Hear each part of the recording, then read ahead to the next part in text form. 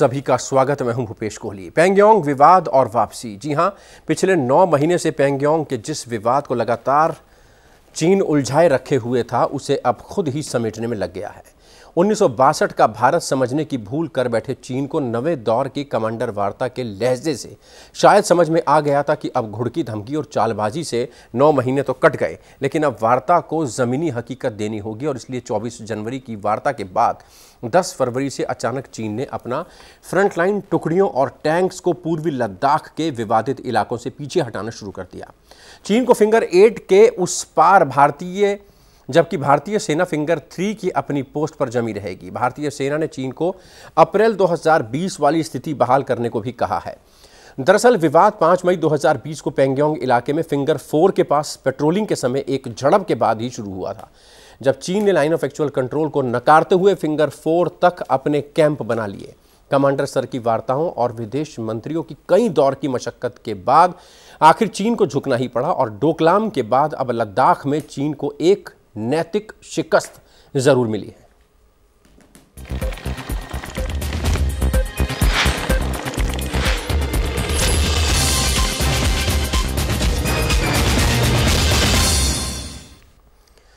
एक 134 किलोमीटर लंबी पैंगोंग लेक के 2/3 हिस्से पर काबिज चीन और 1/3 हिस्से पर काबिज भारत के बीच पिछले साल मई से टकराव इसी इलाके को लेकर हुआ था।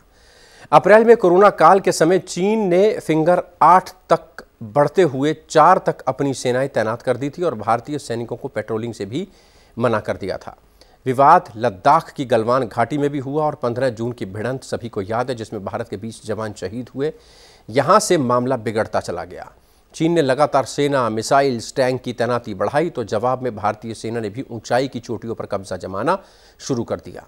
ब्लैक टॉप, रैंचिन लॉ, मुखोसरी और हॉट स्प्रिंग की चोटियों पर भारतीय सेना का पूरी तरह से कब्जा हो गया। ये वही चोटियां थी जहां से चीन के सैनिक और उसके बेस कैंप दोनों भारतीय सैनिकों की बंदूकों की जद में आ गए थे। यही नहीं, भारत से उलझने के बाद चीन को व्यापारिक रूप से भी खासा नुकसान झेलना पड़ा।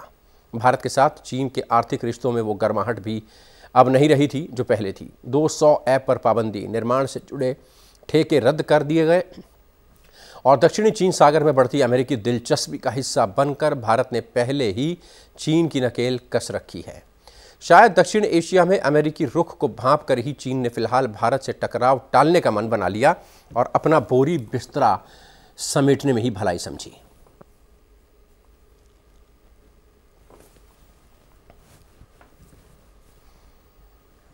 दो तस्वीरों के माध्यम से हम आपको समझाने की कोशिश कर रहे हैं कि 10 फरवरी से शुरू हुई चीन की घर वापसी की रफ्तार कैसी है और भारतीय सेना को कहां तक पीछे आना है।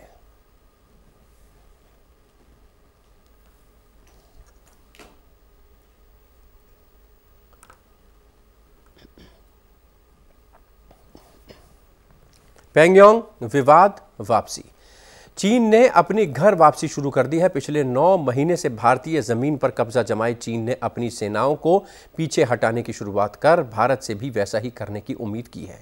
दरअसल नवे दौर की कमांडर वार्ता के बाद फिलहाल विवाद पैंगोंग से ही निपटा है, जबकि 2013 से डेप्सांग इलाके में घुसे चीन से भी भारत को पार पाना है। माना जा रहा है कि भारत अगले दौर की वार्ता में डेप्सांग और गोगरा के कब्जे खाली कराने की बात भी उठा सकता है। चीन की नीयत और वापसी पर बात करने के लिए हमारे साथ मौजूद हैं भारतीय जनता पार्टी के नेता प्रवक्ता गुलरेज शेख, कांग्रेस के नेता Chandramohan Sharma, defence expert brigadier Vinod Dutta और फॉरेन एक्सपर्ट रोविंद्र सचदेव।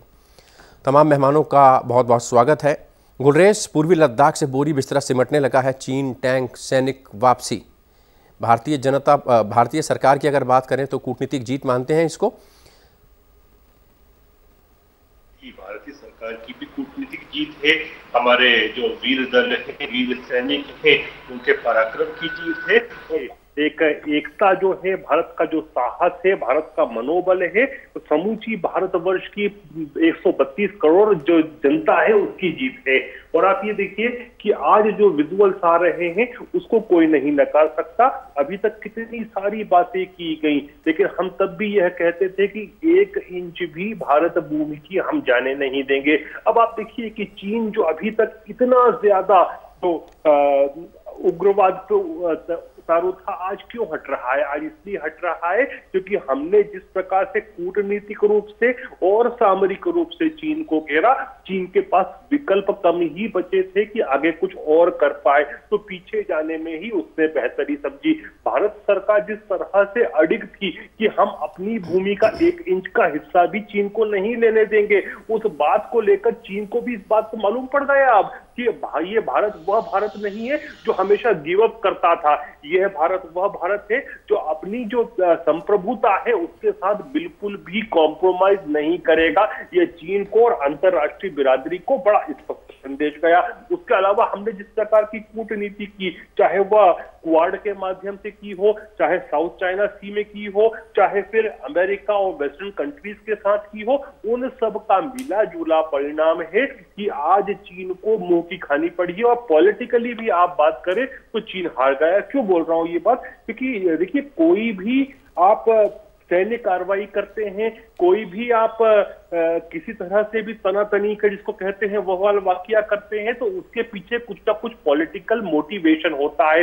यदि आपका पॉलिटिकल मोटिवेशन या तो फेल हो जाए या पूरा नहीं हो पाए, तो आपका जितना भी कर्तव्य था वह फेल हो जाता है। तो चीन इस बार बुरी तरह से हारा है। आप ये कह सकते हो कि 62 के चंद्रमोहन शर्मा जी, आप भी मान रहे हैं कि चीन बुरी तरह से हारा है और कहीं ना कहीं सरकार की जो कूटनीति थी वो काम कर गई है। जिस तरीके से पाकिस्तान को अलग थलग किया गया था अंतर्राष्ट्रीय बिरादरी में, चीन को भी वैसा करने में कामयाब रहा भारत, और यही नतीजा है कि आज उल्टे पैर वापस। देखिए भूपेश भाई, अभी तो जो डिटेल है वो तो आनी बाकी है, और बाकी देखिए देश की सेना का शौर्य और देश के प्रति जो भारत बदल गया है। भारत तो है, लेकिन भारत के ऊपर सल्तनत और सत्ता के कुछ लोग बदल गए हैं जिनको छोटी सी बात को बड़ा करना आता है। सिर्फ इतना सा भारत बदला है। आज विषय फिर वही आता है कि देप्सोंग घाटी का आप इसको छोटी सी बात मान रहे हैं? बिल्कुल छोटी सी बात ये नहीं कि चाइना पीछे चला गया, बड़ी बात है कि चला गया, लेकिन उसके आगे का जो सच्चाई है वो जो आगे आनी है उसकी विषय के लिए पहले बड़ा कर देना, ये इनके लिए एक छोटी सी बात है, क्योंकि इनको अतिशोक्ति लगाना हर चीज पे बड़ी जल्दी स्वाभाविक कर देते हैं उस बातों को। तो उसके लिए अब देश बुरा नहीं मानता, आदत पड़ गई, क्योंकि अच्छे दिन आए नहीं फिर भी आदत पड़ गई। अब विषय पे आते हैं हम। विषय क्या है? देखिए, आज जिन चीजों के ऊपर कैलाश रेंज की बात होनी उस पर नहीं कर रहे आप, देप्सोंग घाटी की बात है उस पर आप नहीं कर रहे, फिर भी सेना के शौर्य को हम सलाम करते हैं कि सेना का प्रभाव और बातचीत का अगर असर से ये चीज आता है तो आने वाले वक्त की सच्चाई के सामने आएगा, फिर हम जवाब पूछेंगे। सरकार की पीठ नहीं थपथपाएंगे आज? सरकार की पीठ जब थपथपाने का समय आएगा तब पूछेंगे। सरकार से प्रेशर ये बनता है कि जब कोई इस देश के अंदर घुसा ही नहीं था, ना कोई घुस के आके बैठा था, तो फिर ये वापसी किस चीज की हो रही है? इसका जवाब तो गुरेज भाई ने दिया नहीं। आप नेहरू जी की पीठ ही थपथपाते रहते हैं। 2013 में मनमोहन सिंह की सरकार थी, देप्सांग में चीनी सेना ने घुसपैठ की थी, अपना कब्जा कर लिया था, तब आपकी सरकार जो थी चाइना को बैकफुट पर नहीं ले पाई थी। देखिए, आज भी उस यथास्थिति जो 2020 वाले वो भी अभी स्थापित नहीं हुई है। अभी जो हुआ है वो सेना की जो रिपोर्ट आनी बाकी है, जब वो रिपोर्ट आएगी उसी पे तर्क निकलेगा। अभी तर्क की सेना के ऊपर तो जब बालाकोट हुआ था तब भी आपने प्रश्न चिन्ह लगा दिया था। आप सेना के भी नहीं है, भारत की सरकार के भी नहीं है और भारत के भी नहीं है। गुरेज भाई, देश के अंदर जो आज डिबेटों के अंदर राष्ट्रीयता बिक रही है, वो राष्ट्रीयता का प्रमाण किसी डिबेट में बैठ के किसी भारतीय को देने की आवश्यकता नहीं है। देश के प्रति समर्पण का भाव भी उसको किसी तरह से कहने की। चलिए, टेक्निकली समझना चाहेंगे। Brigadier Vinod Dutta, defence expert, हमारे साथ मौजूद हैं। लगातार हमने इस पर दर्जनों शो किए हैं और ब्रिगेडियर साहब आप हमारे साथ मौजूद रहे हैं। आप कहते थे कि वॉर की संभावना बहुत कम है, सिर्फ आई टू आई कांटेक्ट है, कौन पहले पलक झपकाता है उसी की हार होगी। मुझे याद है आप हमेशा हर एपिसोड में ये बात बोलते थे, जिसने फर्स्ट आई ब्लिंक की वो हार जाएगा, और यहां पर लगता है चाइना की आंखों में आंसू आ गए और उसने पलक झपका ली। बिल्कुल भूपेश, आपने ठीक कहा और आपकी याददाश्त को भी दाद देनी होगी, और the I for details which you have. बिल्कुल जिस तरह से मिरर डिप्लॉयमेंट चाइनीज़ बॉर्डर पे रहा भारत का, और जिस तरह से भारत ने जो चाइनीज़ मूव से या जो चाइनीज़ चेकर था उसको अच्छी तरह से रीड किया, और उसके हिसाब से हमने जो अपनी टैक्टिक्स थी उसको हमने मोल्ड किया। चीन ने कभी ये संभावना नहीं की थी, कभी उसने ये तवक्को नहीं की थी कि भारत इस तरह से एक जो मस्कुलर नेशनलिज्म है उसका परिचय देगा, और उसको ये था कि मैं इस तरह की प्रेशर टैक्टिक्स से जो स्ट्रेटेजिक लोकेशंस हैं उन पे अपना कब्जा कर लूँगा। आप ये देखिए, जो पेगेंगसो है, अगर आप कोई भी मूव चाइना का देखते हैं तो वो बड़ी वेल थॉट आउट स्ट्रेटजी होती है, जो वेल डेलिब्रेटेड है और उसके बड़े दूरगामी असर होते हैं। पैगोंगसो में चीन का जो इंटरेस्ट है वो ये है, क्योंकि देखिए जैसा आपने कहा था कि 2/3 हिस्सा तो चीन के पास है, 1/3 केवल भारत के पास है। चीन को आप अगर देखें कि अधिकतर जो चीन की आबादी है वो ईस्टर्न चाइना में लोकेटेड है और उसके पास बिल्कुल पानी के स्रोत है नहीं। और जिस तरह के उसने ये सिलिकॉन चिप्स वगैरह अमेरिका से जब संबंध अच्छे थे खरीद लिए थे, वो एक न्यूक्लियर पावर, वर्ल्ड में नंबर 1 न्यूक्लियर पावर बनना चाहता है, तो उसे वाटर सोर्सेज की जरूरत है। आप देखिए देमचोक जो फनल है उसमें जो इंडस रिवर है और यहाँ पैगोंगसो और जो ब्रह्मपुत्र के जो जहां से स्रोत हैं वो उन पे कब्जा करना चाहता है। देपसांग की चंद्रमोहन जी ने बात की, यस मैं उनसे सहमत हूं कि देपसांग बल्ज पे भारत को ज्यादा जोर देना चाहिए, क्योंकि स्ट्रेटेजिकली देपसांग बल्ज की जो पोजीशन है या जो इंपॉर्टेंस है वो बड़ा हाई स्ट्रेटेजिक वैल्यू टारगेट है। चलिए धीरे धीरे कहीं ना कहीं सेना की आगे भी रणनीति होगी, बाकी इलाकों पर भी किसी तरह का दबाव बनाया जाए चीन पर और चीन को वापस 2020 की स्थिति में लाया जाए। ब्रिगेडियर साहब मैं आऊँगा आपके पास। रविंद्र सचदेव फॉरेन एक्सपर्ट हमारे साथ मौजूद हैं। रविंद्र, आपसे भी लगातार बातचीत होती रही है। भारत और चीन पर जब तनातनी चलती थी आप लगातार कहते थे कि यहाँ पर कोई बड़ी वॉर की आशंका नहीं दिखाई दे रही है और कहीं ना कहीं इकोनॉमिक जो है वो एक बड़ा रोल प्ले करेगी। क्या वजह मानते हैं कि चीन बैकफुट पर गया, चीन बैक टू पवेलियन जा रहा है कुछ इलाकों से और आगे की बातचीत के रास्ते खुले हुए हैं? देखिए चीन बैकफुट पे क्यों गया, इसके मल्टीपल रीजन हैं, कुछ जो हम शायद एस्टिमेट कर सकते हैं और कुछ रीजन हम समझ भी नहीं सकते क्योंकि वो चाइना अपने हिसाब से गेम खेल रहा है।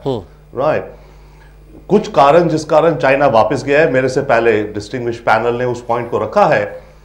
उनमें से एक आध पॉइंट और मैं ये भी कहूंगा कि चाइना अब अमेरिका के साथ नेगोशिएशन पे बैठने जा रहा है आने वाले वक्त में।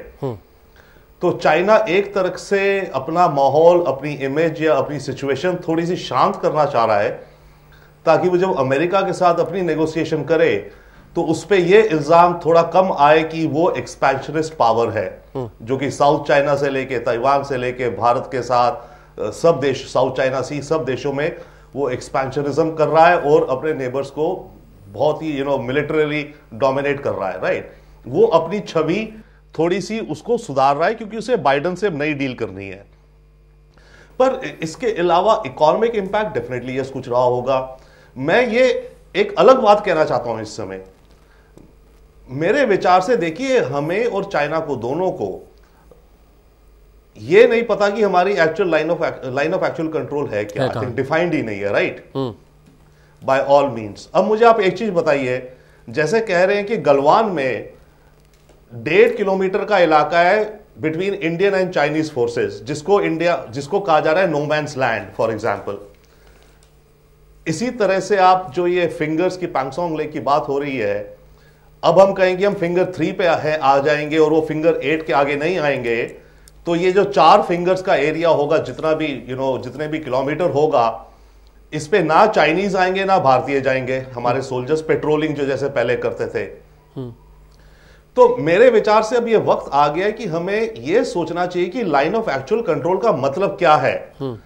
जब हम लाइन ऑफ एक्चुअल कंट्रोल कहते हैं, क्या हम कहते हैं कि फिंगर 3 पे जहां पर है हमारी फोर्सेस वो हमारी लाइन ऑफ एक्चुअल कंट्रोल है, बिटवीन फिंगर 3 और फिंगर 8 जो नो मैन्स लैंड है ये क्या है? और ये दोनों देशों की कंटेंशन में, और ना उसमें चाइना है और ना हम है, तो ये मेन इशू है। और इसको लेके मैं एक छोटी सी बात कहूंगा और मैं काफी टाइम से कहता हूं, लॉन्ग टर्म में हमें कुछ एक शांति का भी एक सिग्नल देना चाहिए चाइना को। तो जैसे मानिए कोई इलाका हमने मान लिया ये 1.5 किलोमीटर है, इसमें ना तुम जाओगे ना हम जाएंगे, तो क्या हम ये सोच सकते हैं for a long term enduring peace and coexistence with China, उस 1.5 किलोमीटर के इलाके को हम बोले कि चाइना आओ, आप और हम मिलके इसको एक गार्डन ऑफ पीस बनाते हैं। गुलरेज शेख हमारे साथ मौजूद है। आप सुन रहे होंगे फॉरेन एक्सपर्ट रविंद्र सचदेव की बात। क्या लगता है, सरकार जिसने 370 हटा दी, सरकार जिसने पाकिस्तान पर अपना दमखम दिखाया, सरकार जिसने कहीं ना कहीं कूटनीतिक चालें चली, रणनीतिक चालें चली, एस जयशंकर के विजिट्स को, उनकी मीट्स को नहीं भूला जा सकता, कहीं ना कहीं उन्होंने अहम भूमिका निभाई, तो क्या सरकार कोई स्थायी हल ढूंढ पाएगी इस एलओसी का भी? देखिए भूपेश जी, सरकार चाहती है कि स्थायी हल हो।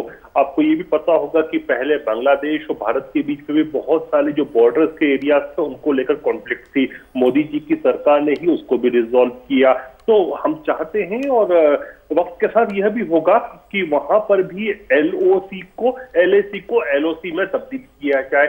लेकिन अभी जो आवश्यकता थी कि भारत को कहीं भी नीचा नहीं दिखना चाहिए, वह हमने करके दिखाया। और जो स्टेटस क्वो एंटी की तरफ अब हम बढ़ रहे हैं, दुनिया भर के मानचित्र में भी भारत का मान बढ़ता है। आप ये देखिए कि यदि आज भारत झुक जाता तो फिर भारत की इज्जत कहीं नहीं बचती, हमारे दूसरे अलाइज भी हमको नहीं मानते।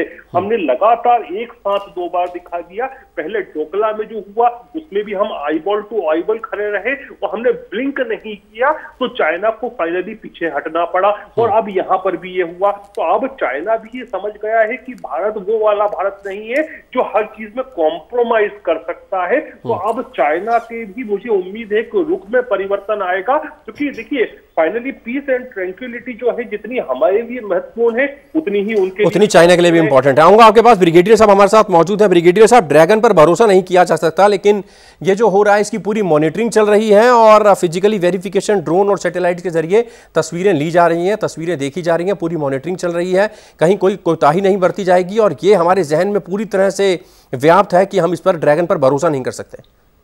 बिल्कुल ठीक कहा भूपेश जी आपने। देखिए चाइना एक मास्टर है इन प्लेइंग डबल गेम्स और मल्टी रोल गेम्स, और भारत इसके बाद कतई चीन पे कोई विश्वास नहीं करेगा और वो हर तरह का जो सर्वेलेंस स्पेक्ट्रम है उसको इस्तेमाल करेगा, चाहे वो सैटेलाइट इमेजरी हो, चाहे वो फिजिकल पेट्रोल्स हो, चाहे वो ड्रोन हो या एरियल रेकी या फोटो रिकॉनेसेंस हो। और जहां तक ट्रुप डिसएंगेजमेंट का सवाल है कि जो समझौते हुए हैं, देखिए पहले भी 96 से लेके 2015 तक काफ़ी समझौते हुए थे जिसमें बॉर्डर की जो सैंक्टिटी थी उसके बारे में, कॉन्फिडेंस बिल्डिंग मेजर्स या यूज़ ऑफ नो आर्म्स वगैरह पे इसमें कई करार हो चुके हैं। लेकिन प्रॉब्लम ये रहती है कि चीन उनको सम्मान करता नहीं है या उनकी जो रेस्पेक्ट नहीं करता है। तो मेरे हिसाब से जो थिनिंग आउट ऑफ ट्रुप्स है, मतलब ट्रुप्स में कमी आएगी, ट्रुप्स अप्रूव नहीं होंगे क्योंकि चीन पे कतई भरोसा नहीं किया जा सकता। और जिस तरह की जो रोल रीडिजिग्नेशन हुआ है हमारी फॉर्मेशंस का और हमारी जो स्ट्राइक फॉर्मेशंस है उनको वहां डिप्लॉय किया गया है, वो एक चीन के लिए बड़ा चिंता का विषय था। और जिस तरह से भारत ने अपनी रणनीति बनाई थी और उस पे जो कूटनीति का तड़का लगाया था उससे चीन बड़ा चिंतित हुआ। अगर आप ये देखें साउथ पेगैंगसो का जो ऑपरेशन था जो कैलाश रेंजेस का था, आपने खुद जिक्र किया जैसे मगर हिल, उरंग हिल, ब्लैक टॉप फीचर्स पे, तो वहां बैठने से ही चीन में काफी सुगबुगाहट हो गई क्योंकि वो मोर्चों पे भारतीय सैनिक बैठने का मतलब था कि चीन के जो डिफेंसेस हैं उनको बिल्कुल अनटेनेबल कर दिया जाएगा। जो आपका चुशुल मोल्दो बॉल है, जो वो ये हमेशा सोचता था कि मैं लद्दाख को थ्रेटन करूंगा इस एरिया से, उसके मंसूबों पे पानी फिर गया। शर्मा जी, आप क्या समझते हैं कि जितनी ऊंचाई पर हमने बढ़त बना ली थी वहां से भी अगर सैनिक वापस आते हैं और चीन दोबारा से कोई हरकत करता है तो दोबारा से उन ऊंचाइयों पर बढ़त बनाना कितना मुश्किल होगा, कितना बड़ा चैलेंज होगा? और ये जो नीति चल रही है ठीक है?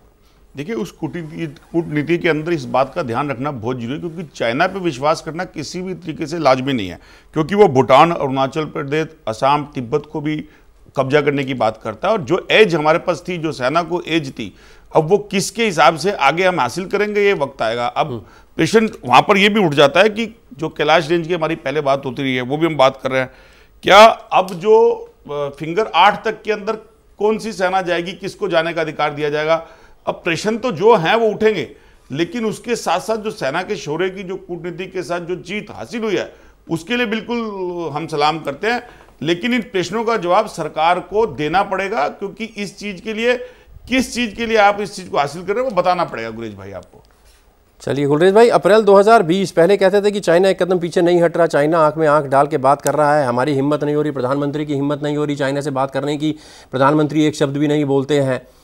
अब जबकि Chinese troops, Chinese tank, Chinese फौजी जो हैं वो अपना बोरी बिस्तरा समेट कर वापस जाते दिखाई दे रहे हैं, सैटेलाइट से तस्वीरें आ रही हैं, तो मुस्कान आपके चेहरे पर आ रही है, हर देशवासी के चेहरे पर मुस्कान आ रही है कि कम से कम ये एक हुआ है कि भारतीय सेना का दमखम है, भारतीय सरकार का दृढ़ संकल्प है। ये कहा जा रहा था कि 1 इंच भी जमीन नहीं देंगे।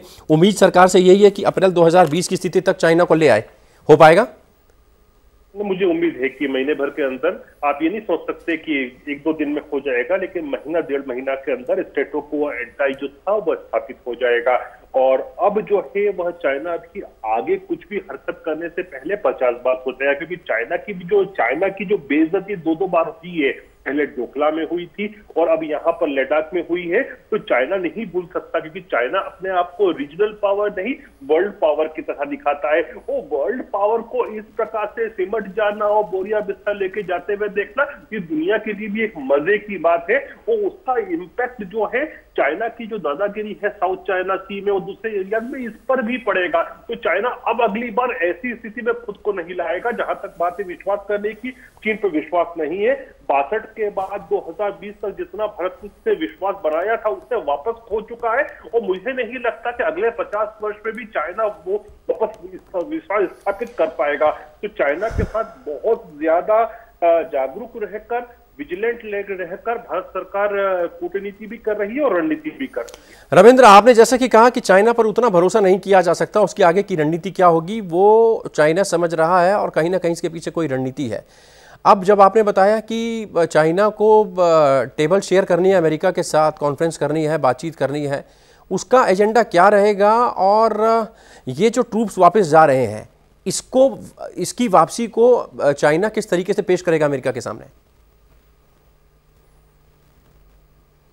देखिए, 2 चीजें हैं। एक तो जो अब हो रहा है ना, आगे क्या होगा आप देखिएगा। एक तो चाइना अमेरिका से जो भी नेगोशिएशन करेगा, अगला इंसिडेंट तब आएगा जब भारत, ये जो क्वाड्रिलैटरल की नेवल एक्सरसाइजेस की बात चल रही है ना, जो अगले 3 या 6 महीने में होने जा रही हैं, उसमें भारत कैसे पार्टिसिपेट करता है और क्वाड का क्या फॉर्मूला बनके निकलता आगे दिखता है।